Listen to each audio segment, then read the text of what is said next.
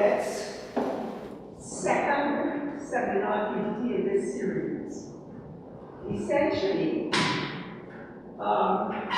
she's looking at counseling psychology in primary schools, as she'll tell you, and her research is really about, first of all, mapping the landscape, and then trying to look at some relationships. As Paulette will tell you, counseling psychology is an important part of what is given to our children in primary school, especially at-risk children. And we consider this research to be extremely important. It's not within the usual UT mode, but at the base of it, it is social science research. And we can do that very well at UT. So what she's going to try to do is to build on what she had done before. In her first presentation, she outlined the elements of the whole area and proposed what she was going to do. In this seminar, she's already done quite a lot. So I guess she's going to outline again to bring us up to speed, and then a bit of the time describe the instruments that were developed and what data was collected, etc. Okay, with a plan as to what she's hoping to extract from it all. Alright, so thank you. Good afternoon, everyone. My name is Paulette, Jorseling, and I'm a PhD student at the University of Trinidad and Tobago.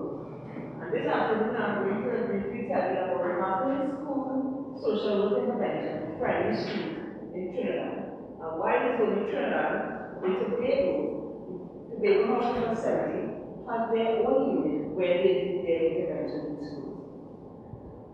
The outline of my presentation will be firstly the literature review, introduction, my research proposal, instruments I've developed, my progress thus far, the work I have completed, and the conclusion.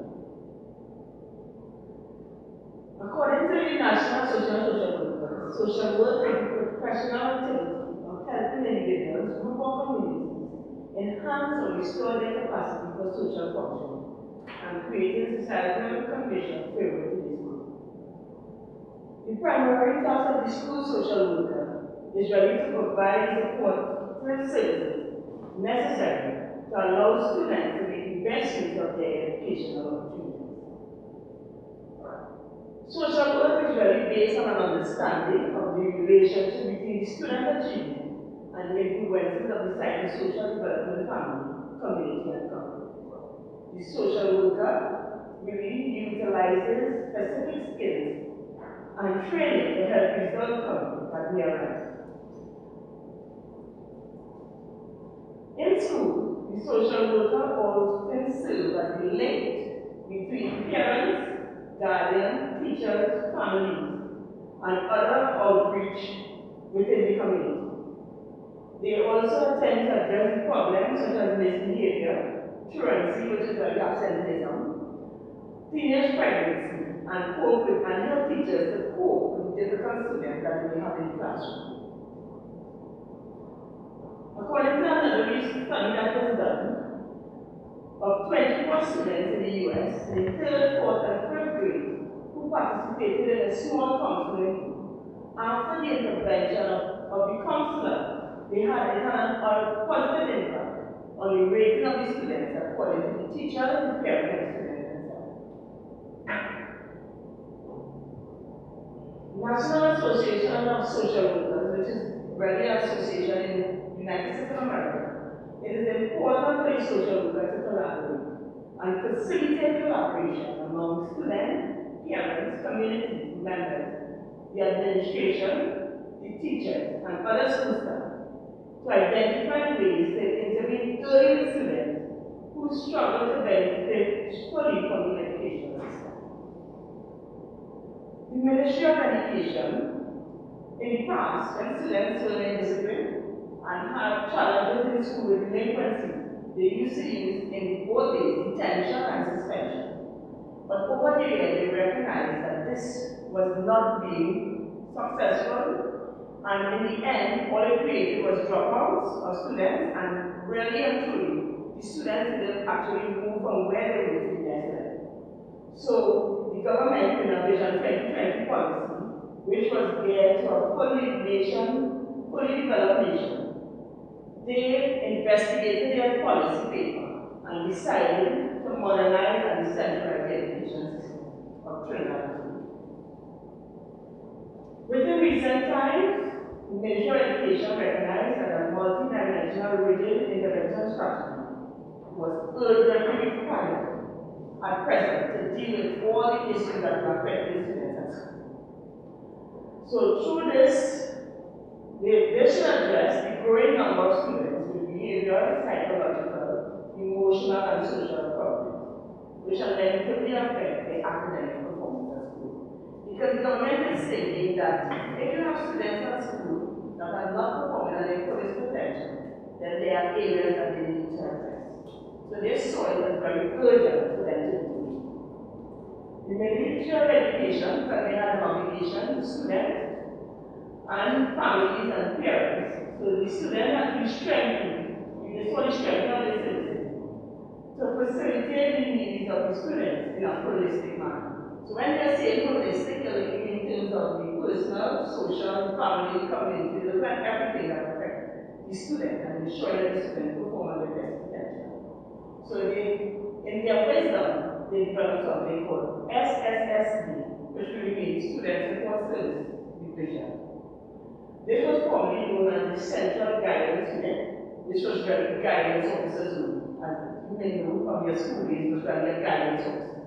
But in the year it has evolved, and they now have strengthened the unit in 2004 to facilitate the in-depth, preventative, and holistic support of the student services.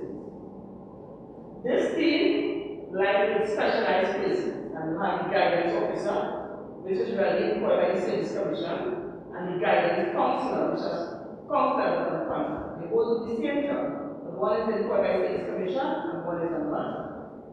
Then you have the special education teachers, you have the school social worker, and then you have the social work specialists who really manage the social worker because there are 7 districts, which is the 7th district in Trinidad and Tobago, specialists managing social workers and facing issues.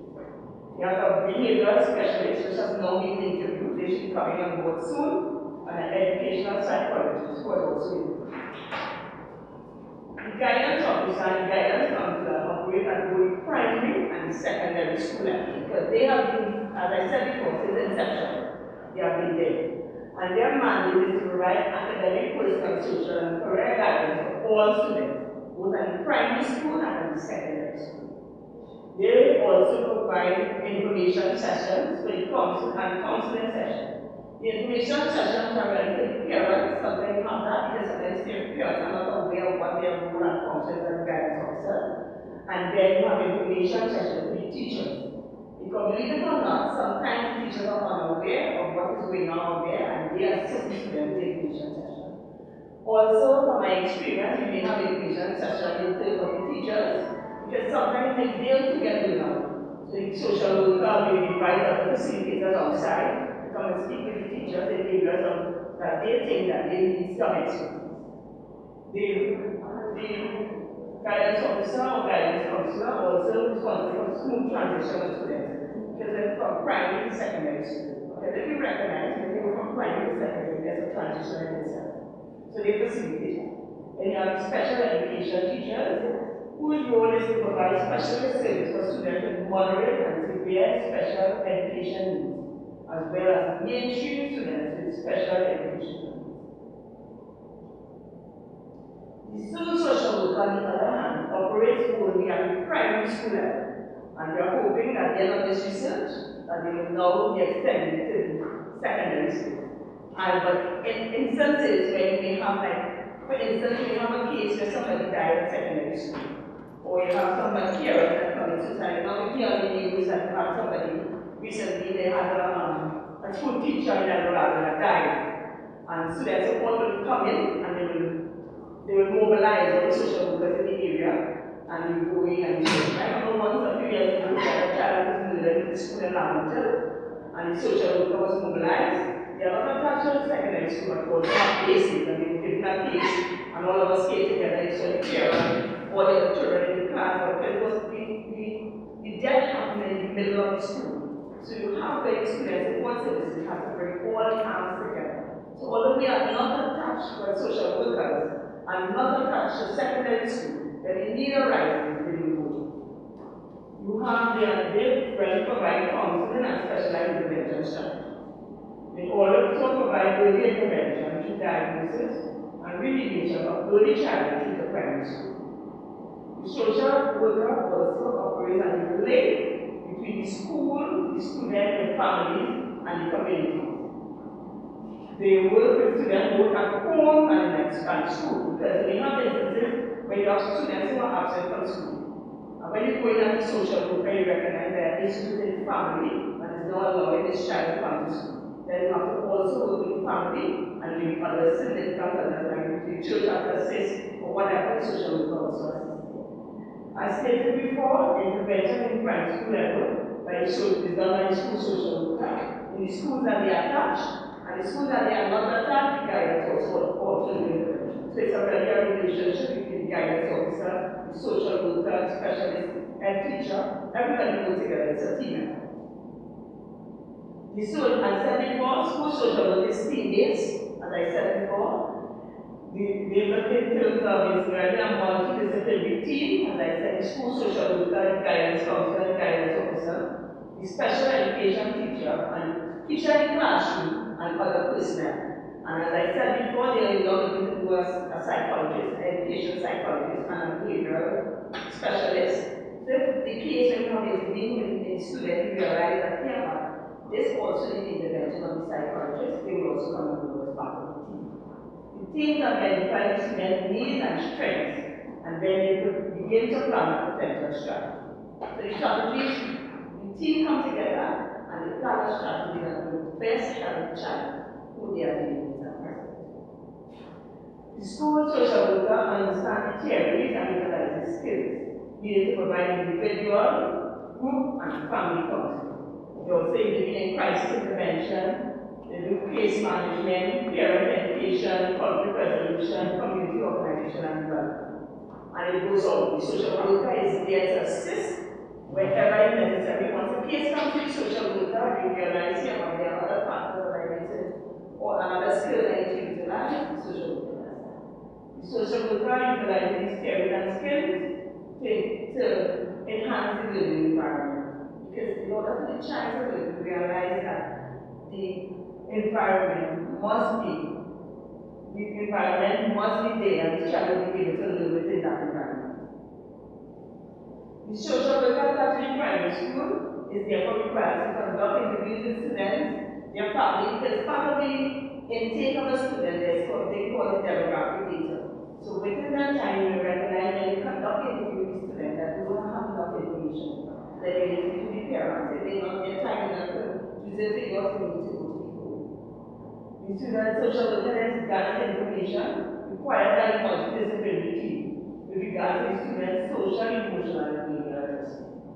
The social worker also assists students and teachers and parents to develop solutions to school, family, and community problems. These factors can influence the student's ability and capacity to learn. My research question: how is the role of the social worker counselor in the primary school system perceived by the parents, the teachers, and the counselor? You want to know what they perceive the role of the counselor. In their perception, what they perceive the role of the counselor or counselors are in the school. They also look at what are perceived optimal intervention plans in terms of modality employed and support listed for the school counselor. Can the primary school counseling application intervention procedures be standardized? So you're looking here in terms of the school counselor application and how they have intervened in the lives of the students, and if this procedure can be standardized.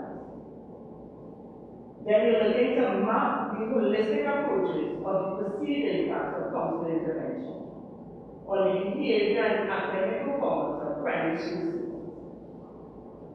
To standardize if possible, the counseling intervention based on the optimal intervention protocols for different behavior problems. And you're also looking to examine student support services current policy in terms of what their policy are present, is it working, and where the gap or gray areas lie, and where improvement can be.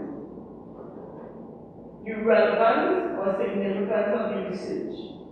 To make the relevant recommendations that can assist school counselors in enhancing the level of services being provided to students.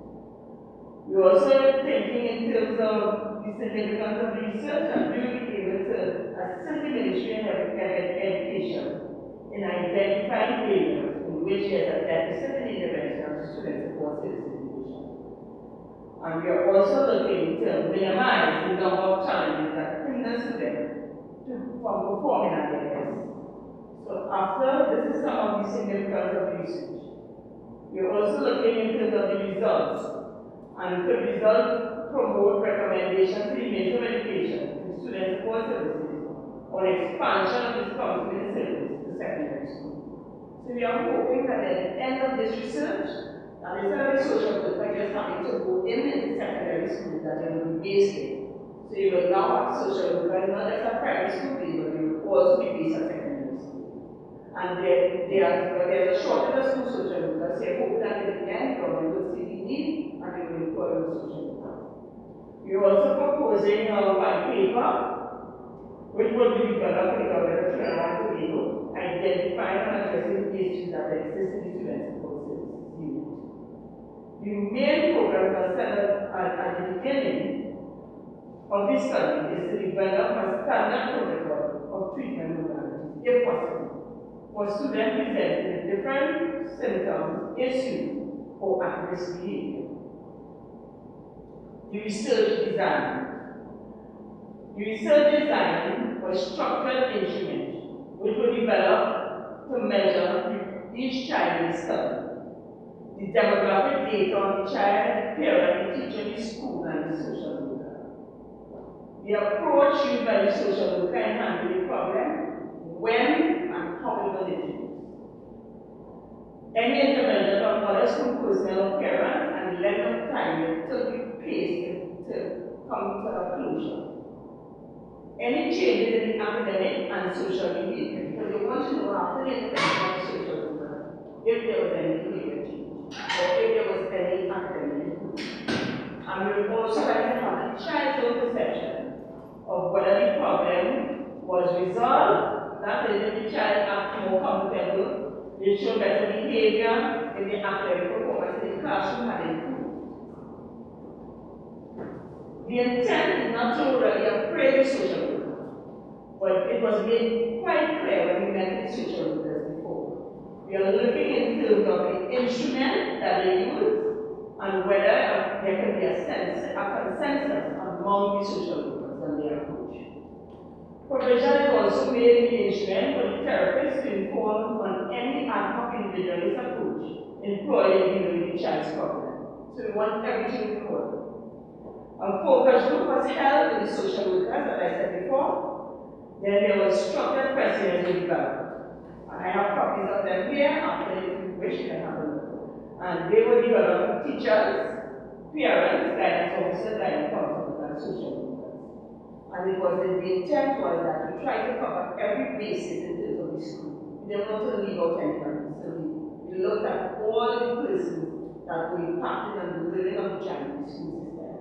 In addition, a diary was designed for the collection of information about individual cases. And in this case, we strive at all costs for confidentiality in terms of developing the diary. So the names of the students and the parents and all of that were left out. The instruments used. I said before, a focus group was done with social workers, a semi-structured interviews, and that will be in terms of persons of influence in the community, whether it be persons from the PTA, different guidance officers who are retired and left, past managers of the service of student support services, because their input is also seen as important. Principals who have left, and all these persons will be interviewed under the semi-structured interview. Then you have questionnaires, which were for the school social worker, And those questionnaires will be in terms of the elements, they will be able to say the elements of their practice. We wanted to get their views from the parents, their views on the input from parents, teachers, guidance officers, and their views on the Ministry of Education support at present. We also wanted to find out of how they felt about their resources that are available to them and the number of schools to which they are assigned. In terms of the guidance officer and guidance counselor's instrument, we also wanted to know elements of the practice. We wanted to also incorporate elements of the practice with that of the social worker in terms of their relationship. Their views on the ministry support and other important issues in the resources, hiring of social workers and another instrument were the teachers, and they wanted their views on student support services and the services being provided by both the social worker and in terms of the regularity the social worker came to the school if they found that it was sufficient. We also looked at the parents, and we wanted to find out from parents if they were aware, because the parents that are being interviewed is not parents whose students, whose child or children are seen by the social worker. We wanted to interview all parents to find out if they are aware of the services that would be offered. And would they have any problems in terms of their child being seen by social worker. In terms of the diary, which I spoke about before, we looked at the captured agreement in terms of what problems the child was referred for, the outcome of the initial intervention, the modalities used, and the final case officer. These diaries were developed and they would give room to the school social workers and they would use their case files in order to answer these questions in the diary. And it was done over a 1-year period. So last year I gave out the diaries in September. I started to collect. I haven't completed collecting diaries because if you recognize, as I said before, it was ongoing. Research progress thus far. Thus far, approvals have been completed in terms of the Ministry of Education has given approval for me to conduct research in school. And copies of the approval were sent to all the managers of student support, all the district supervisors, the primary school principals, and even the teachers. They were able to see, because sometimes if you give out a research, in case they have difficulty in putting it out, they weren't sure you had gotten approval. The approval was made available. The background information. In terms of the history of student support services, that was also completed and literature review. In addition, the instrument developed and completed, as you see there here, and that is the focus group. They were guided question, one set, and that was also completed. The self-structured interview instrument completed, questionnaire diary. The data collection, however, as stated before, is ongoing. The aspect of the focus group has been completed. However, the semi-structured interview is ongoing, the questionnaire is ongoing, and the diaries. Thus far, I have collected, because what happened is that there are several districts, so I'm trying to collect questionnaires from each district and diaries. So what is happening is that it's ongoing because I'm trying to get from each district enough parents, enough teachers, enough guidance, social workers. Because I'm trying my best that when you do this research, that is not skewed, that they didn't get a district or person from point 14 or person from Togo didn't have anything. So I'm trying and giving all the research questionnaires to make sure that the instrument, I'm trying to cover the whole of Trinidad as much as possible. Research progress, data analysis is all ongoing. The focus group analysis has been completed. The semi-structured interviews are not yet completed. The analysis will begin after the data completion. But as I said, questionnaires are still being collected. Data entry for those have been completed, and all those that have collected thus far, the data entry has been completed. Then you have the diary, the collection is in progress. However, the data entry has begun.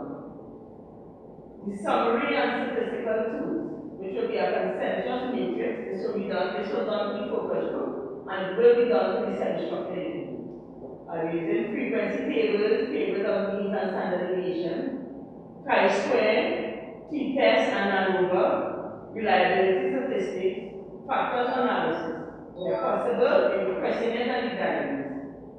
And note that exception for one skill, the diary is really a factual information, because it will be facts on the social work facilities.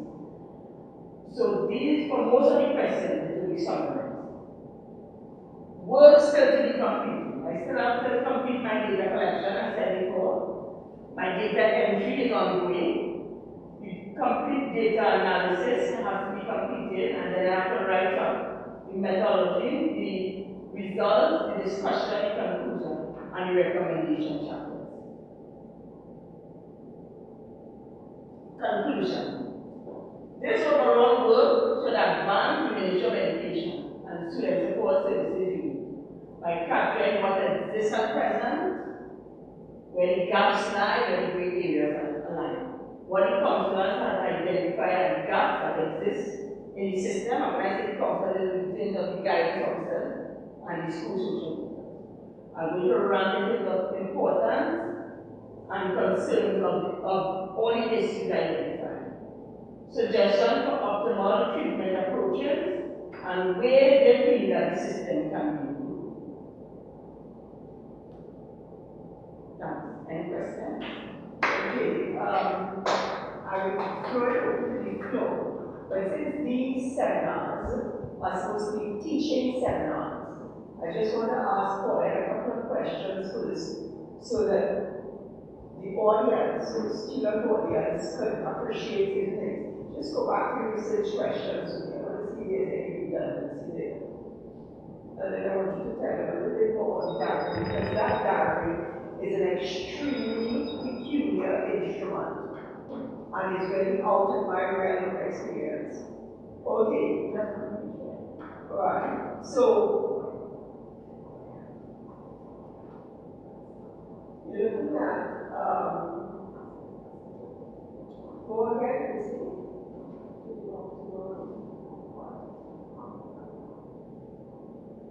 So they have two sets of research questions. No, that's research. Okay, I go to the significance. Yeah, go back to the what is the first slide? The research question, and this one is the first one. No, that go back. 19, go to 18.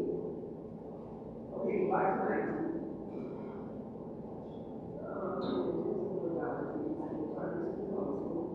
Standards. Okay, go to 20, there's this among the significances. Yeah. Okay,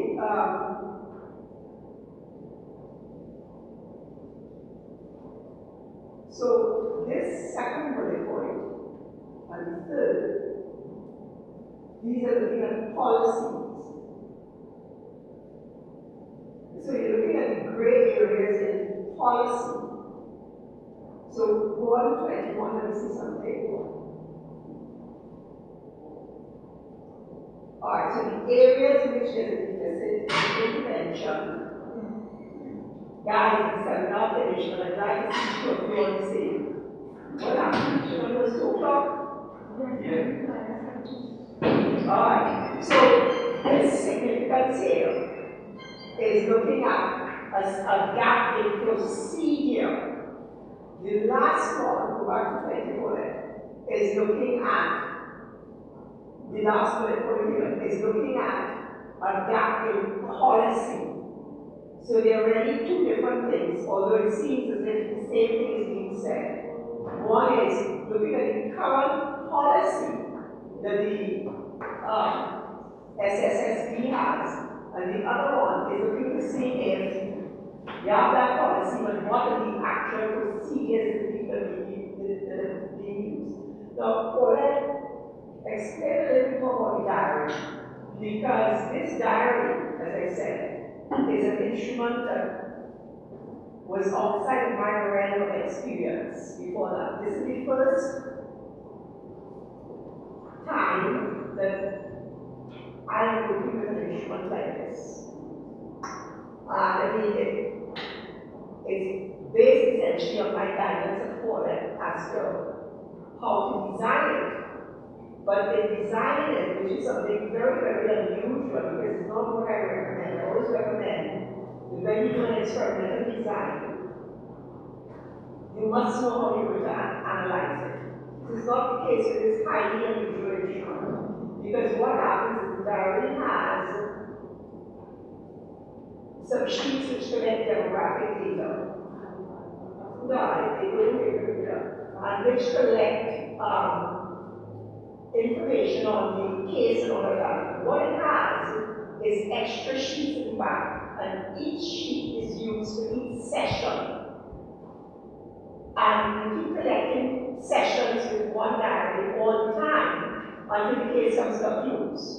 So in fact, the diary could have several extra sheets at the back of each one. Yeah. So everybody finished in 2 sessions because the implication is the social workers were told that they can see off the page for more sessions, because if the case finishes after 3 sessions, then you have 3 of those pages. If it finishes after 4, you have 4. If it finishes in 1, but it's 1. So the question now becomes, as Paulette said, that is all factual. Normally, when you have a questionnaire, what you do is you look at the impact of demographics on perceptions. This time, we're not looking at perceptions, but we're looking at the impact of demographics. And demographics are the kind of issue the child has. It will also be things like the age of the social worker, what school the social worker is in, and lots of information on the social worker, how busy the social worker is. All of those things will have to come to play. The toughest part of this analysis is going to be how to summarize the longitudinal data. That is the progression from one section to the other of the child.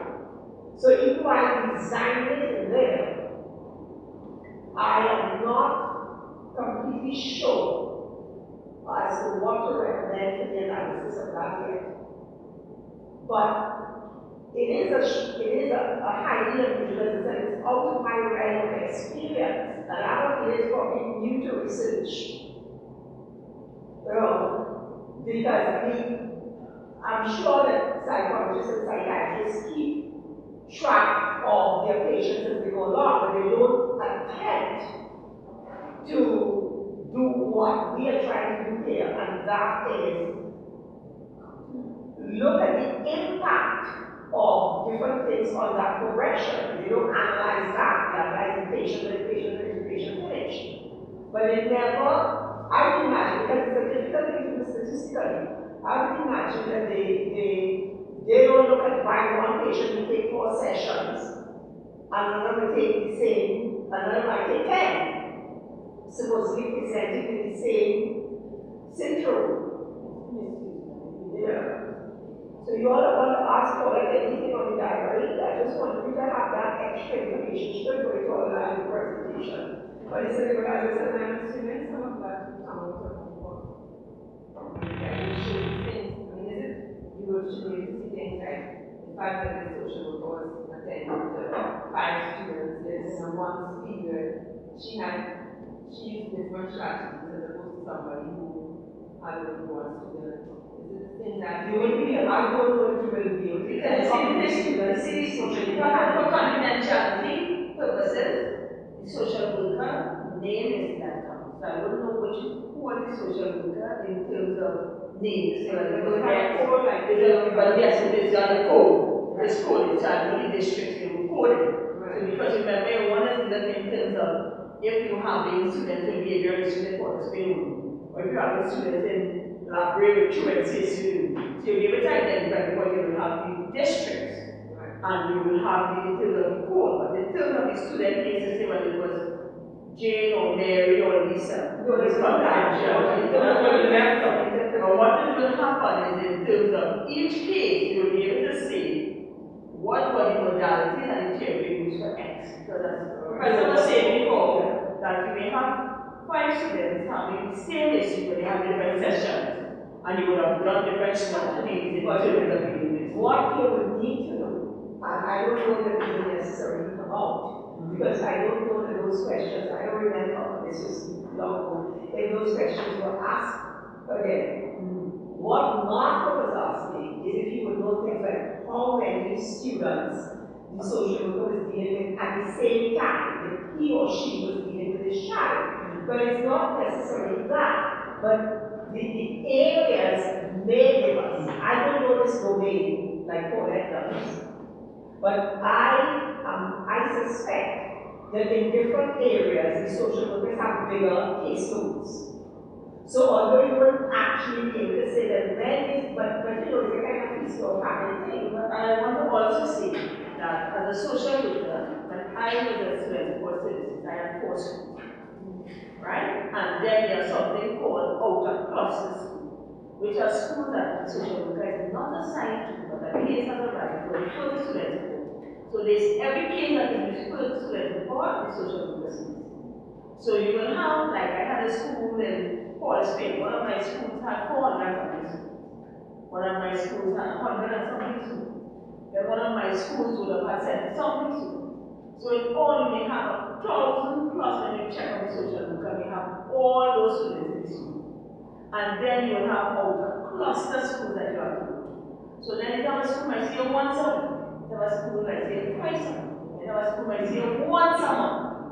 Because it's the reality. Because when you are there, you are Portersfield, it's a big district, and you are 5 hours. So when a case came, you have to look at your caseload. But the thing about it, you try to see as much of the students and provide the best services you can as a social worker. But it was very difficult, and as you were saying there, they could have numerous cases. Because if you are seeing a child in X, and you're seeing a child in Y, and then you have all these other schools in it. So if you say you have 1,500 students as a caseload, and the schools that you are assigned to, 1,500 students. And out of all those schools, they might have 10, 5, 4, 3, because most of the time the social workers are assigned to the schools that have the most challenges. Initially. So then you may have about 50 students in one of your CM. But the thing is, whenever you link the business of the social worker to when she was dealing with the modalities used, but not that, to when she was dealing or he was dealing with a particular case. It may not be the modality that is used in the case, it may be how quickly they wrap up the case. You know? But I don't know, it could be any of those. That's what the research is about. But the thing about it is, you can make the diaries only so long. Because what Paulette is afraid of is, you know, all this data, because the social worker is not being paid. This is not data you can collect. The researcher cannot collect this data directly because she cannot interact with the children. So she is dependent on the social workers themselves collecting data. So the first part of the diary really has a lot of information that would normally be the information they would fill out in their case. But in there too are a few more questions allowing us to kind of like tag them. Because remember, when the social worker fills out the questionnaire, the social worker who fills out the questionnaire is not necessarily the one who fills out the diary.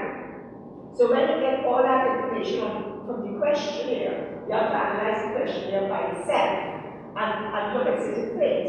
But certain trends that you see in the questionnaire, for instance, if you notice that in a particular area, social workers are assigned to more cases, then if you're looking at a diary from that area, you can make a reasonable assumption that that case was handled by a busy social worker. But you're going to have to get everything tangentially, because one, of confidentiality, and two, because you couldn't take all the demographic data that you needed and pile it back into the diary. So you have to get at that in 2 steps. You have to get the kind of connection between demographics and perceptions and demographics and other behavior from the questionnaires, and then take that information with you in the diary. Okay? But you see, the diary too and the whole research is really not saying this modality is better than that modality. That's why we have business about ad hoc. If you are a social worker, and you know, people pick up things when they're steeped in a domain. So sometimes it might be off the books, like this diary in a sense is off the books of my whole approach as an analyst. But you as a social worker have a case, you can try something, and it might very well work. So this is why in the diary, they are asked to record any one of a kind, or ad hoc, meaning to that particular case, things that they use, because it's attempting to map and standardize the whole counseling domain. You know, what you want them. Yes, but in standardizing it, for example, in standardizing it, a standard would really require to say something like, if a child comes and presenting with incest, besides police, you have to get involved. You should do A, B, C, D, E. Now, this is what she's trying to extract from what these social workers tell her and from the diary. So you're trying to see if social workers either naturally, because remember there are gaps in policy, and there's no standardization that says, this is how you must treat this case, this is how you must treat that case. A medical doctor will know. If you have a fever and you have this, you're supposed to do that. So you're trying to see if you can get broad suggestions for standard practice that would hopefully be best practice, and at the same time, leave a little room for ad hoc interventions. Even within a standard, itemizing certain one-of-a-kind practices that you're not standardizing, say. So it's a little bit tricky, and God knows if the government will even listen to this afterwards. But now, we have a question. I want to also say that before the diary was taken out to the social workers, we met with them before, and they would give me the diary, and we had a session with all the social workers. For all the insurance, before the insurance came out. So they were able to, because remember, as I was saying before, we have a large caseload, we were looking in terms of when we gave all the insurance, would they be able to complete it? So they also had an input when we were doing the insurance. Exactly. Yeah, no problem, the guidance counselors tore us apart. Why didn't we jump up and beat 2 hours? Yeah, naturally. Yeah. I would ask Professor Stout spoke about the age of the social workers. And Professor Sandra was a black person was just asking the experience. But that is the diary, that is the instrument in terms of the question, the social worker question and guide for the question. That was not part of the diary. The diary's experience. Yes. But the question, but like the social worker question, we just have age, demographics, it is on their age and their experience, it is a social worker. Okay. But that was not part of the diary. As I told the class this morning in introduction to research, computing power. Not in research must not anticipate anything. The only thing you should anticipate is that there could be a trend there that you don't know. So you capture as much data as you can, and then you research indeed that piece of data or that variable irrelevant. But that is value, because you've said you then will be able to say how they perceive things, how they handle things is really independent of the age of the social worker, but I can't tell that in advance. Yes. But you see, computing power now allows you to slice and dice and check and freeze this and change that and things like that. And the other part is really education. With the new intake of social workers and the expansion, they are introducing social workers in secondary schools. In secondary school, then they want to do that. But then, even when they introduce them in secondary schools, we will need, and I think it should be recommended, how they handle themselves in secondary schools. Because in secondary schools, you might get a whole new crop of problems. You may and may not, because now the children are in primary school at 14 and 15 and all that. Longer than they used to have 14. Nobody goes to 15? Why did I find that I see some old children? You can reach months, but it's not confusion. Not Not even right 40-year-olds. unless that child has severe disability, Yeah. and it, So what happened if a child can't pass on the entrance after 14 years and 11 months? What are they most of the time they send it to civil. So they send it to that remedial center. Alright, well now that you have all of that, there's going to be an overlap between primary and secondary. No, sorry, not that. Yeah, what I think is going to be your introduction to secondary school is, as your research suggested, follow up and continuation from a child, a client, and primary level to secondary level, so you can follow up the progress and the growth of that child in counseling. Yeah, I found that so before the social worker turned over to the guidance counseling secondary school. Yes, what a different skill set compared to the social worker. I was aware of the transition, and I found that it was welcome in terms of secondary school, because having experience when you have children that you were dealing with and you're talking about, you want to see them succeed, you want to go on, and you want to find out something like the social worker, you have to go in person, because this will help. And sometimes it's a switch in behavior, because at teenage level, a child might be involved at primary level and reach secondary, there's a sudden switch in that child. But the child was, a totally different child. What I am thinking, why there will still be a need for some protocol, at least in the beginning, is because the older you are, the better you're able to mask your behavior. And once children get into secondary school, it means that a lot of these problems will be masked. The way they act up might be quite different. They will not even say, There will be problems masked more than they present. But the behavior might be very visible. But what is the reason for the behavior is what it will mask more. I have two quick questions if you don't mind. I think we wanted to know about sampling in each district. Yes. And another question is, anything about psychiatric social? Because some of these children might have mental problems. How was that picked up, and what's the main information on this SSD? Is that something that needs to be? Yeah. How we were able to work with the district is that when I got approval for the Ministry of Education, I was then able to go to the management of students in Port City. So they have 7 districts in terms of which training and we divide them. So at that point, when I met with the social workers, I was able to distribute the questionnaires equally in terms of all the districts, in terms of the diary.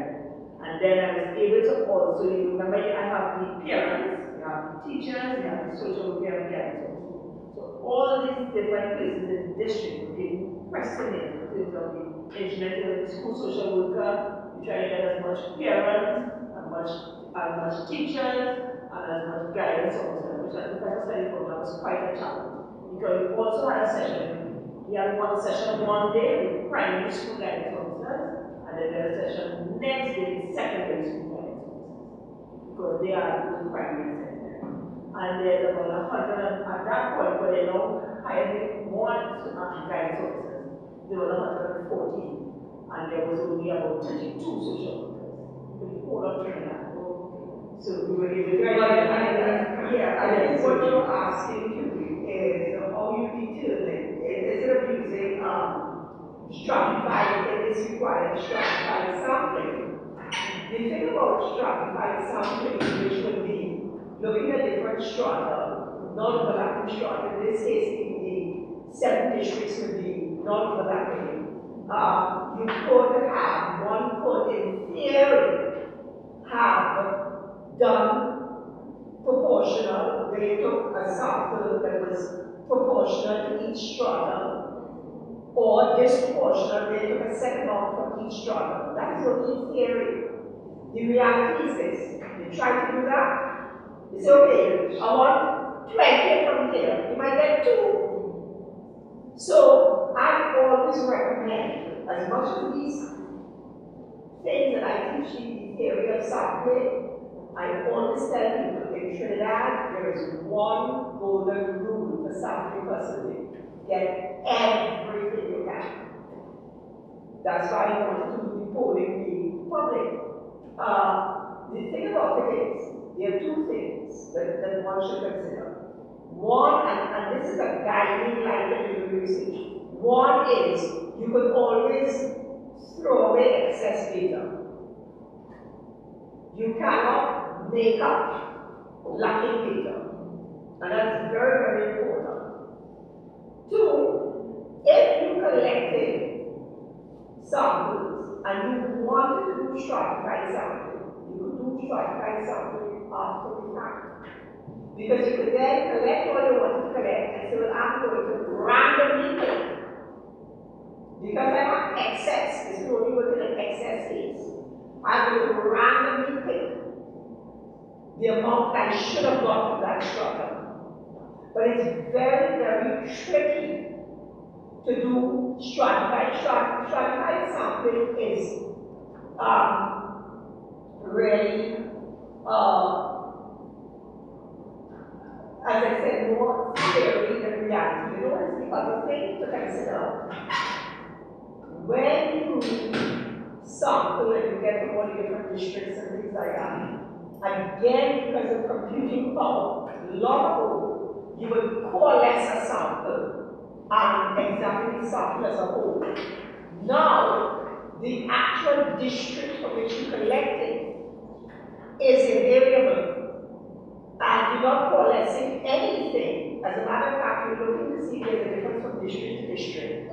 And in cases like ANOVA, for example, the difference, if you do like a one-way ANOVA, which is what one normally does in a survey, if you really don't do two-way ANOVA, you use the demographic, the categories of demographic variable to give you the different groups. If you do that, then having discrepancies in the total in each group is not a big problem. You know? So really,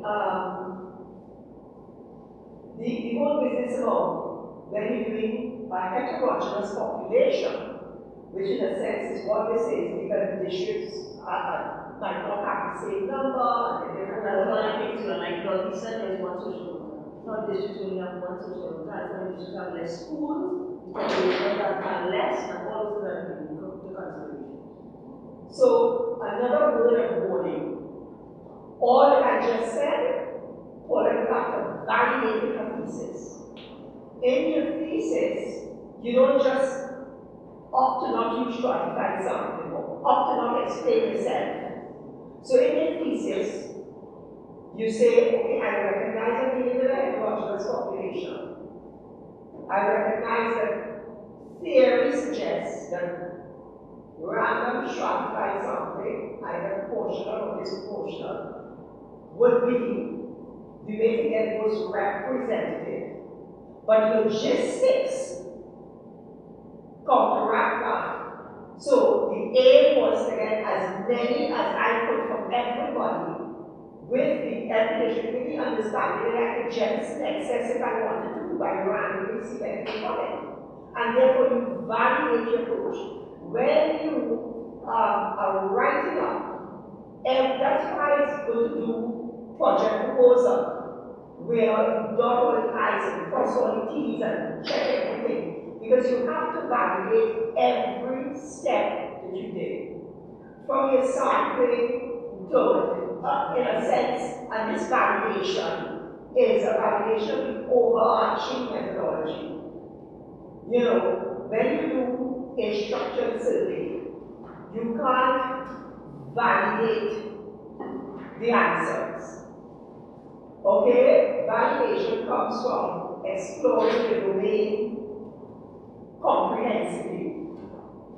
And it comes, if you use scales, from having reliable scales, because the more reliable is the validity is supposed to be maximum validity you can get in an instrument is the square root of the reliability of the scales.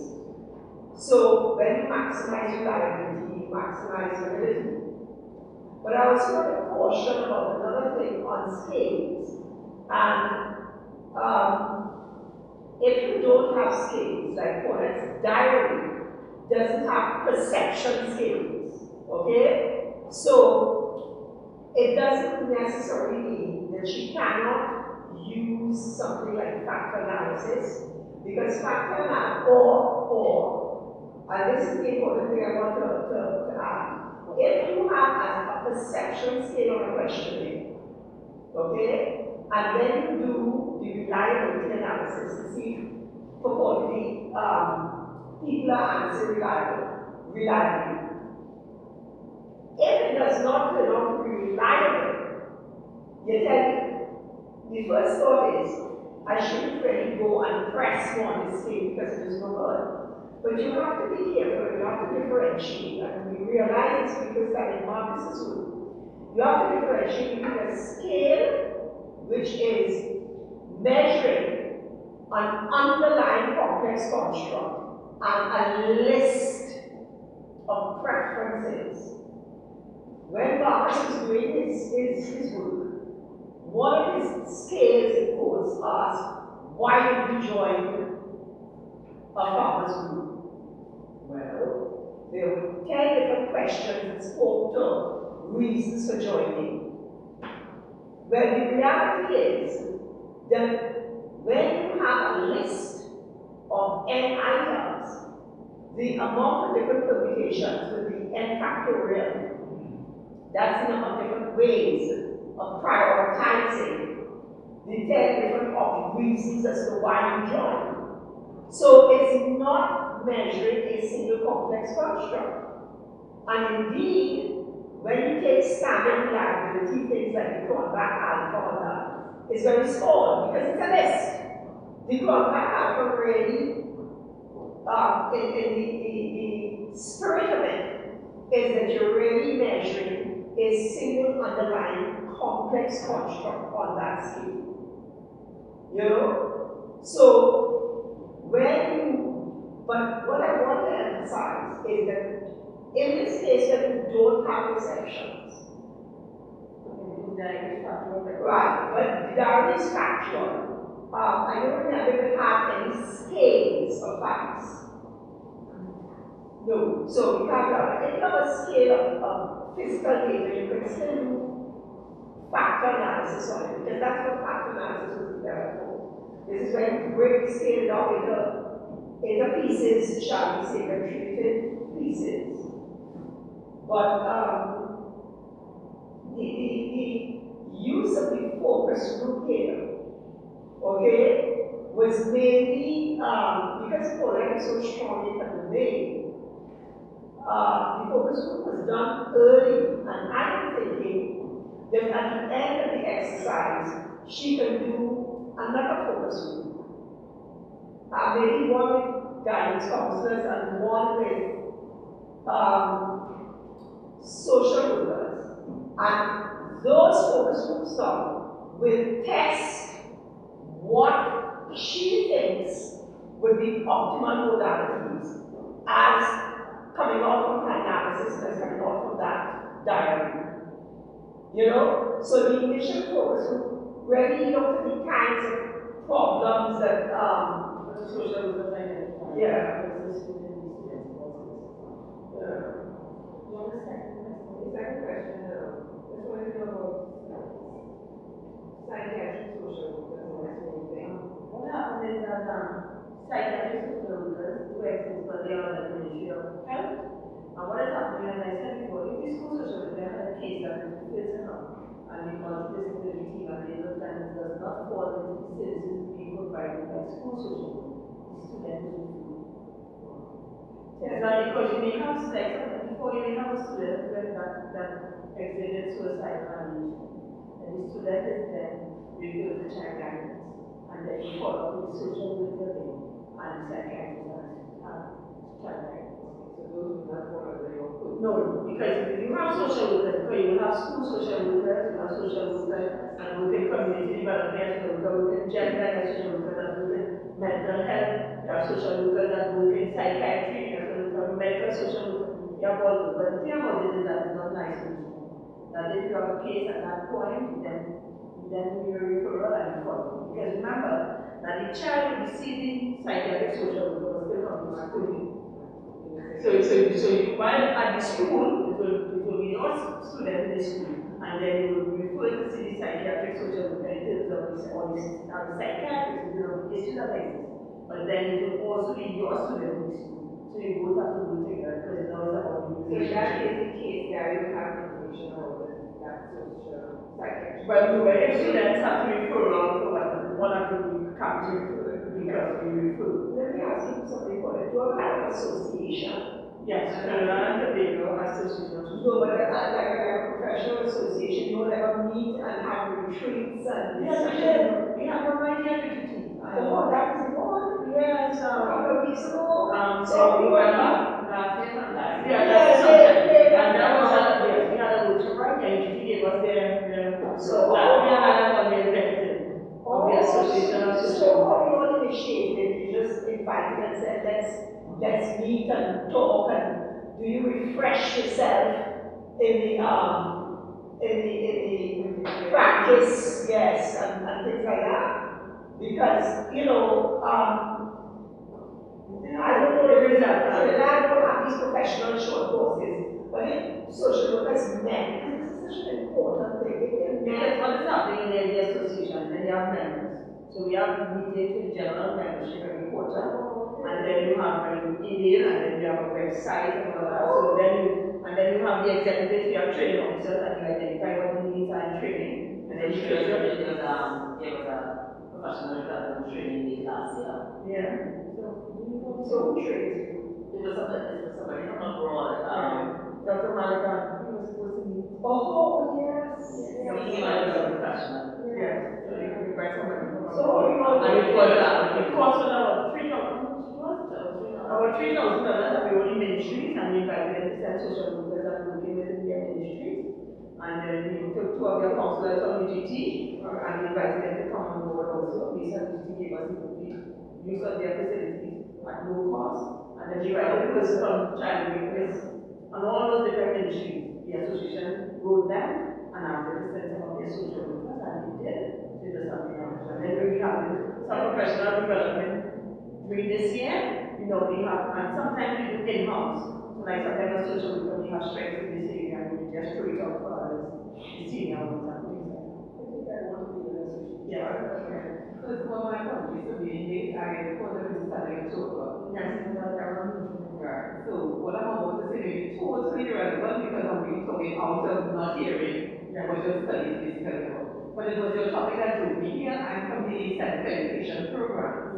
And of course, you're talking about guidance, and I got the impression that you're thinking about looking at guidance and counseling in schools, basically. So I was wondering if your study will take into consideration whether or not some teachers have a guidance and counseling background, and does that make a difference to those who do not? And I tell you where my question is coming from. When we were developing our curriculum as teachers, I was one of the persons who thought that one of our courses should have been a course in guidance and counseling for teachers. That they wouldn't be guidance for officers, they wouldn't have the skills that you would have, the social workers have. But at least they would be, since they are the first person that the student would be in contact with, that they should at least have the skills. That they should at least have the skills to be able to identify, recognize, help, probably somebody at the board. So my question is really, well, not a question, my comment is, would you be able to observe a difference in schools where there are staff that has teachers with guidance and counseling background who are able to assist or help the children, but where you would see a difference between those that don't? I want to say that there are two things about that. That has its plus and it has its minus. The plus is that when a student, if you feel like you are assigned as a social worker to the school, no, the student don't just come to see the social worker, and there's a process. So the teacher observed in the classroom that there is a student in our class who has behavioral issues, and I will like to support him up with this very social worker. The teacher then has something called a student support referral form. And referrals can be done by the teacher, it can be done by the parent, it can be done by the community. You can just see a child at school, you know their student support services. You know when they are based, you can follow the form, you refer it, drop it, or explain when you go to school, where you are. When the form is completed, it is given to the principal of the school. And the principal then will meet with the social worker and a multidisciplinary team in the school of itself. So if you have a teacher that has a skill, the principal at that time will decide that this teacher has skill. Part of my multidisciplinary team in the school, I will put this teacher on class part because it can. When you have a teacher like that in the school, it is also are welcome because that's the teacher that will always come to you. Miss, I have this in my class, this student in my class. I have tried this because sometimes these teachers try things in their class. Because when you have a student in class that's misbehaving, instead of them sitting back in and let them sit in front, you might give them class. You might let them walk on the board after because you realize that these students give proper feedback. So you would have teach out themselves before you know, you have to try different strategies in the class. So a teacher like that sometimes goes the extra mile. So she may come to you or him and say, I have a student in my class that tried this at this school. How do you think I can help? Sometimes these teachers also, there's something called it because social worker does not only do reactive group, they do proactive groups. Before the term starts, they do education sessions in the class. The teacher at that point may say, because of experience, they say, well, Miss, I would like to have a session with my parents in my class, I said before. Because they sometimes in training, they realize the importance of it. So they now buy into student support. Because as you know in human nature, not everybody will be welcome in social worker because sometimes teachers really have passion and the domain. And we may say, well, Miss, I want to have it at 10. And she may say, yeah, I have a class in my own social worker in my class. Sometimes you get that opposition. And then you may have those who will be welcoming because the students are buying and a partnership and they're there their support. But then too, you may have instances in negative where the teacher think because of the training, they know everything what the social worker is supposed to do. So now you have a conflict where they see the social worker as a threat and the students are fine. So as I was saying before, it has both plus and it's minus. But I think the plus most of the time will be one of the questions, let's give you one of the ground. Paulette's survey was, she did, this was said before you came, social workers, guidance counselors, guidance officers, same group, teachers, parents, and what she asked the social workers, one of the questions was if they felt only people with a social work background training should be employed as school social workers. Because I think, and correct me for if I'm wrong, there was some sort of issue as to whether they would employ teachers with some so as school social workers. But what I wanted to tell you, Joanne, is you were asking that question, you know what I thought of? When a social worker comes and sees a child, and that plenty schools, the social worker goes away. When a teacher is there, the teacher there with the child all the time. I had a friend who had a child with a problem, who was a teacher. Now, this friend, who has since died, was absolutely gorgeous and a model and this and that, but she was also a teacher. The little girl formed like a kind of crush, but like a parent crush. But the little girl acted out like going with a taxi driver. And my friend, who felt like she was like a child, and then it evolved into one big bacchanal, the child mother, the taxi man, one sort of confusion. And my friend was accused of interfering and this and that, and then one molest the child, something they give the stuff. So, in short, it might be better, especially since the teacher will remain in that environment with the child. And your children have a tendency to form these attachments, okay? Whatever the nature. I'm not saying that they have to be sexual, but they form an attachment. And Becky, social worker, come and go. You know? That was just one person's opinion. And I want to tell Professor spoke about that so let's suppose initially they will employ other persons in social sciences and social workers. And of course the association has picked up a fuss about it, they are going about it because as we are saying that you can't take a nurse and do the doctor work. And you can't take a mental health officer and do the doctor work. So why is it that you will hire somebody trained in psychology to be the social worker?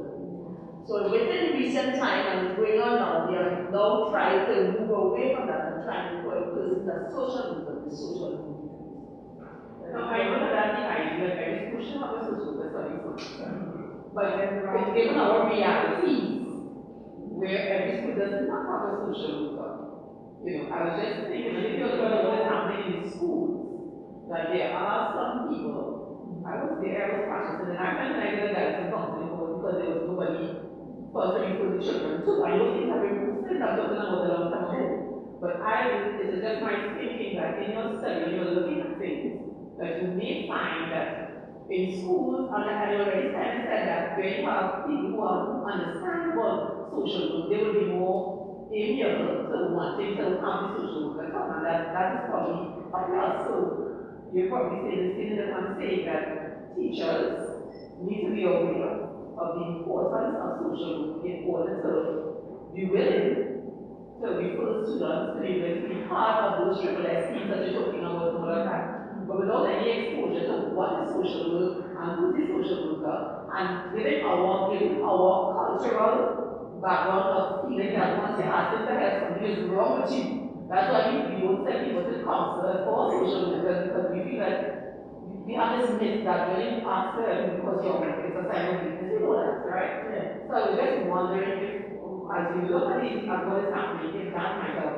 I want to say two things that you said there, that students support services, major education recognize that. And they are now employing, and by the end of the year, they should probably be 100 and something social workers, 150, and they're going. And they're just employing new guidance officer, because as my research is ongoing, major education recognizes that also. That they need to employ more persons. So the idea is that a social worker should really be assigned to one school. And you go there and you go every other week and you're there. And I want to say to you that the student support services division recognize the stigma in terms of students going to counseling, and that is why I told you that they do not go with reactive, they do proactive.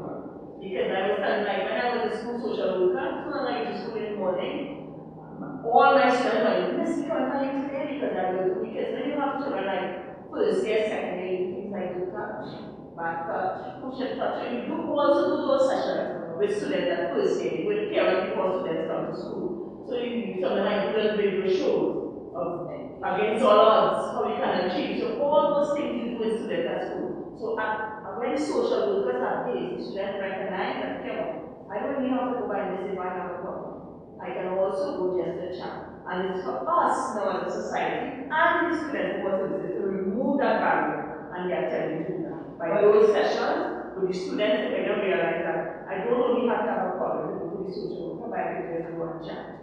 I can just go and do the information session. I'm just remembering that was also a question that was asked of parents and of social workers and maybe any guidance counselors. Yeah. At what age do you think a child should start? And whether the child should have sessions with a social worker without being referred, so that everybody has sessions with the social worker. And that way, there's no stigma because you don't know who has a problem, who doesn't have a problem. So that might be one of the things that comes into the standardization. Don't forget that happened to gentleman in the back. Yeah, so interesting. Suppose it's time to carry out the time to one. Is it possible you can show us the videos like? Yeah, sure. But I didn't try to remember it was to be at one, and when Margaret said it, she told Paul come is one, and they put two. But she tried to get them to change it, and they said they would, and that was okay. Change your mind, no problem. Just in case, if the video will be on the website, so who wants to view it afterwards, they can do that. Alright? We will be sending the link if we have everything email address. Okay. Alright? Yes, Dr. Fox. Yeah, well, I have the same problem because I had 2 o'clock. And I came outside at 20 past 1, this is in my kind of class. And came in time for the class. But that is very my apologies. Yeah, because I said 2 is 2, nobody said anything else, so there was no time to come inside, rectify it, but sorry. But my particular interest in this is because I actually served in another police as an administrator education interview. And I was very keenly interested in a number of issues that face our students at both primary and secondary, to the point where we had actually recruited 2 senior persons of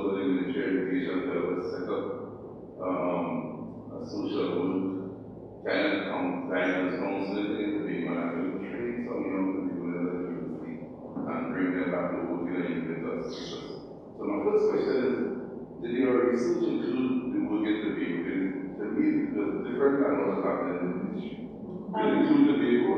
No, it does not. Before you came, that's what I said, before you came, that was in Trinidad, because students' services did not exist in Tobago, and I said that. And they were even, and before we did the research, we were even thinking of doing, when they do Trinidad, that we were comparison. But something existed in the vehicle. Yes, we know that. Something existed in the vehicle that was a combination of a lot of things, because not only did we set up that guidance counseling thing and hire those young people, and I was at the church at 2005 and something that came in. But the point was that we also had two other groups that helped us to work with students with issues. There was like a religious group. The lady from Trinidad came back from the University of Canada and had a good concept of hiring these young pastors who were trained in something to do with child psychology and some other things, and had them working with a kind of spiritual reasoning. And we had them funded and working with the schools and trying to help guidance at some point. And then there was another unit that was assisted. But what is the question that was secretly themselves? Private school students' behavior and poor response to input in terms of the results of education. Sometimes the fact that a number of little nonsenses that happen in the homes. I'm hearing a lot of talk about who were the principal and all that, but they were rich homes. Yeah, before you came, I spoke about that part of it is that when a student referred, that part of this, before the social worker started working with child and CPR. But I don't know that they see here in the house. The thing about it is that social work is dynamic, it's not static. So even if you have to do a home visit, you do it. If you have to go to the parents, you do home visit. You go to the parents after school, you may not go alone, because I remember I had a student that I was in Belmont, and the student and they went up the hill, when they come over, they and I had to walk up. And the police station was right there, and they would come to the principal was willing to go. And I would have gone at home, and the police officers were willing to. My principal will visit with me, and we go all over, and we find students. And even called me and say, sir, can you please send somebody from the division to get this child to school? I said, what child? She said, the mother going on doing whatever it is she's doing. And the child is going to take care of two little ones. And the child is supposed to be 10 years old. And she has a little baby thing and another girl about me. And I'm getting a chance to do that. That's something you can do with your just our family. One thing. Paulette, maybe you could do a case history of Tobago. Everything. Like one chapter. Okay. And they give you a sum of everything. And just compare it. Yeah. I just want to respond to Dr. Watson. That the child statement from the Education Act clearly is a means law that a child stays away from school, so then that becomes a legal matter. And one of the challenges that social workers will have is the enforcement of the law, which is police responsibility. So what a social worker will normally do for that is report to the police, and they're not supposed to deal with that until the infringement of the law. Because it was denying the child their right to education, and sometimes that is what stores the social intervention, because sometimes the police does not act as swiftly as they should, but they just don't act. Sometimes they don't act at all. Right. Most of the time they don't act. That situation becomes a police matter when it does try. Because even something like children collecting arms, that is against the law, it's in the act, and it is not enforced. If you go on your law, you see children begging, it's against the law. And you see children begging by the roadside and the police car will pass and they continue. And that is part of the children that is against the law. For children to ask in Tobago, part of it is the parents of the law. In Tobago, do you want to anything with parents? in terms of For the same thing, yes. parenting workshops with that. Yeah, In fact, in the video, one of the things at the time, the show was actually a director of the group itself, was the head social work person in the division of health before she became a politician. So she had a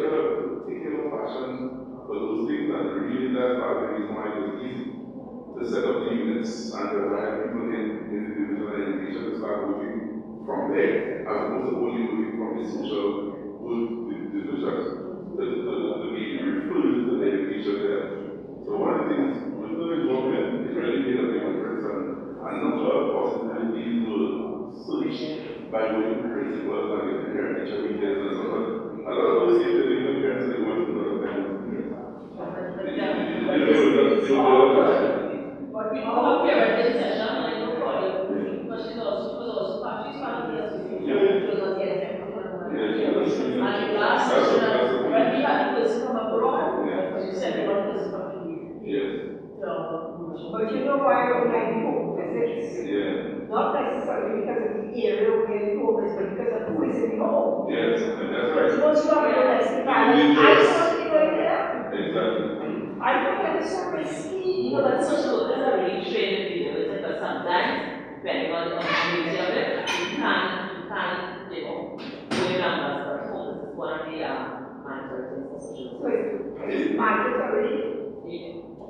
But you really the only way I would see this student, but you might also have to run Let me ask you something. Is it something that your employer, the government dictates you must do, or is it something in profession? It's a profession. Right. It's a profession. And we are shouldn't remember social work is dynamic. For instance, we only have children here, and children don't exist in isolation. So children's home and their community will impact on their behavior. No, it's the same. They're different things. Sorry. So don't take one and pass it back. They were different. Anyway, go on. Yeah, a child don't exist in a vacuum. So a child's home and their home environment, the community which they will impact on their behavior, sometimes their academic performance, and the social worker now going out there to see that helps in part of the dynamics and helping that child to perform to their maximum potential. So that's why it's so critical in doing home visits. Well, I can see why it would be critical. I just would be afraid. Yeah, no, but it's trained and But you know, the problem is. But then there is a social, but there are some instances where you would get a child to come to school if you have to leave the parents. But I don't call them in school.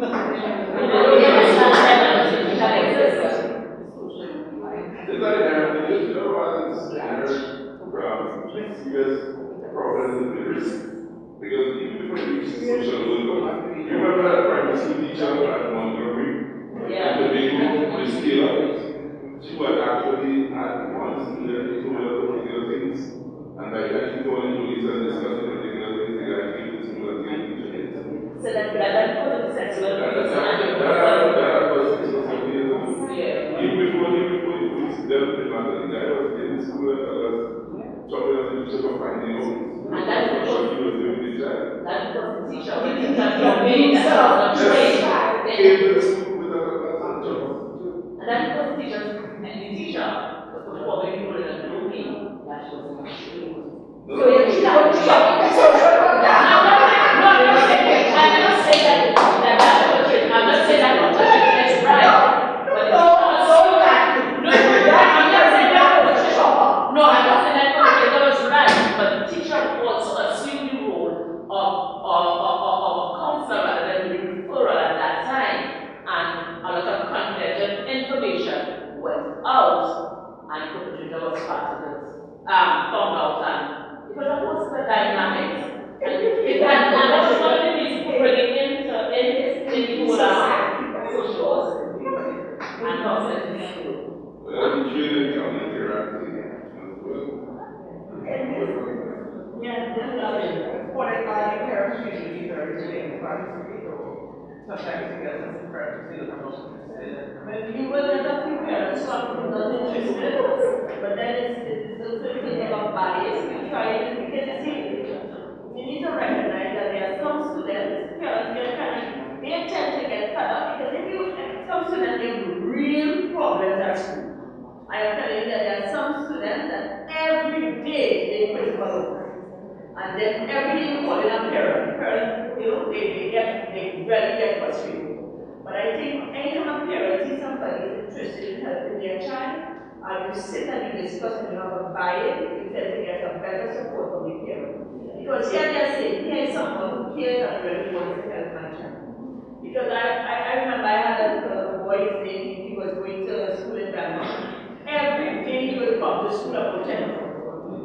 And when I asked him how he came so late, as soon as he reached school, the teacher would want him in his class or her class, and the principal would want him. That's like my social worker. So that was your student for the day.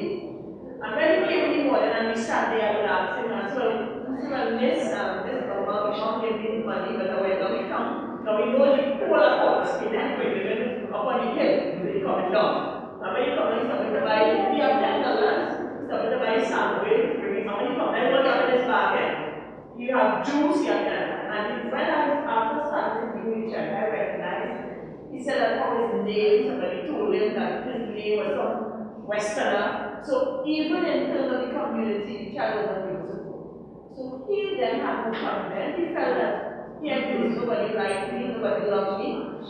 Everybody expects me not to do well, and everybody expects me to misbehave, so that's why I continue to do that. So then you have to start to work one-on-one, because I am telling you, it's a lot of time that I have gone to school and I taught children. I had a West Indian reader in my bag, and sometimes when they came to my session, they read. Because the problem was that the student was reading in class, and he mastered by his skill. So my thing was, I started to teach children. Because my session was never counseled. He came to my session, he spoke a little bit, because he looked out to build self-esteem. And then after that, he taught me children. I started to teach that child, and then he was more confident and started to listen. Then there are some students that are in the general school system who really can't cope, and they sometimes in the wrong place. And their way of acting out is here, but I will read this game every day I come to school. Because I remember when I have students who came to school, they would tell me every year, and they just saw their name in the college building, and they were at the wrong place. So at that time, the team met, and we recognized that, and some of the students would feel like the issues and different places. Some of them, like I had students who went to kind, they went for a year and they came back to the industry. So I am saying that here is very needed, and after this research, we are hoping that the Ministry of Education will see. I think it's Trinidad and Tobago is on the right track. It's just that along the way somewhere things got a little skewed, and here we are today looking to try to put it back on track. Because here you have these students, if the social worker wasn't there, they would have been dropouts down the road. But when you are there now, you are able to put the pieces together. You are then able to say, well, yeah, this time, but the child of them come 14, 15, leave school, and then what? And then when you were gone to school, where you can learn, where you're learning differently. Because we can't learn, we will learn differently. And then you are able then, because of the team, you have some students that will be diagnosed in terms of, because some students already have learning challenges. And the student support services, that can be identified. So the participants on this side? You might be said, who are the participants on this side? But the participants, when you look at my instrument, will be in terms of the social workers, the parents, and I said the parents will be parents who have children refer to the social workers to the support services, or parents who have not had children, so I look at all parents. Once your children are attending to primary school, you are asked to complete one of the instruments. Then you look at the teachers, schools that have social workers that did guidance or guidance counselors. And then those will be used, and then with the diary of the students who will refer to the social worker based on their case, but for confidentiality, their names will be held, and those will be people that are so it was a lot of.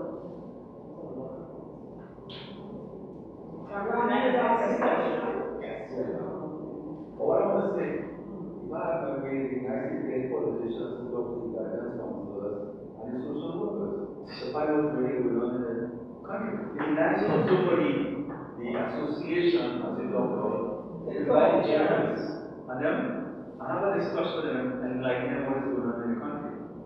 And maybe with their exposure, they can bring things to the fore. The association had a session on 995.5 when Tuesday on. Probably with all the journalists. So we try to set it out to the public in terms of social worker or a role, or we can opening up for the social worker. We are trying to see in terms of the ministry for parents, because there are a lot of people, when you go out, you realize that a lot of parents, or even just general public, are not aware that student experience is so much. So you're looking to get all those persons on board. I'm talking about to be aware of the kind of problems that are occurring currently in that area. In terms of the children, the students. But it's a question of economics. You see, the economics is that if you're going to have a social worker in school, there's a couple $1 million attached to that. Yes, And yes. I mean, it's a simple situation. No, I'm talking about enlightening the country. I don't think everybody is aware of it. There's no need for social media. At every school. At every school. The international standard is what social worker per 1,000 students, and in fact, some schools don't even have 100 students. Yes, some schools are satisfied. And they can always study from the situation and But I would say, I mean, getting care of this crime issue, I think this is something that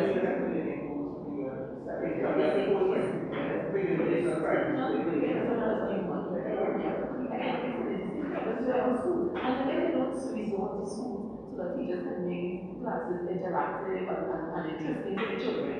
If they get what they start in this year, then they want to study the months later. So I mean, it's like a quagmire kind of a situation. As long as you don't want to spend resources on like setting up services, on setting up proper environments, you'll always have that. That is why we said there, in the end, because I want to tell you that some of them are social workers, we go to the school, and they never have a place to sit. Exactly. And they are sitting crowded up with the chair and the desk, and then you have confidentiality issues. So no resources, all those things, background check. So I would just like to say, I want to bring the session to an end, and I would like to thank all of you for coming. I think that it was informative. I have also learned, and I want to thank Dr. Potts. I will be meeting with you soon for giving me that information, because I will also add to the email that I mentioned, because it's not there, as I told you, they have their own, as you said, their education email.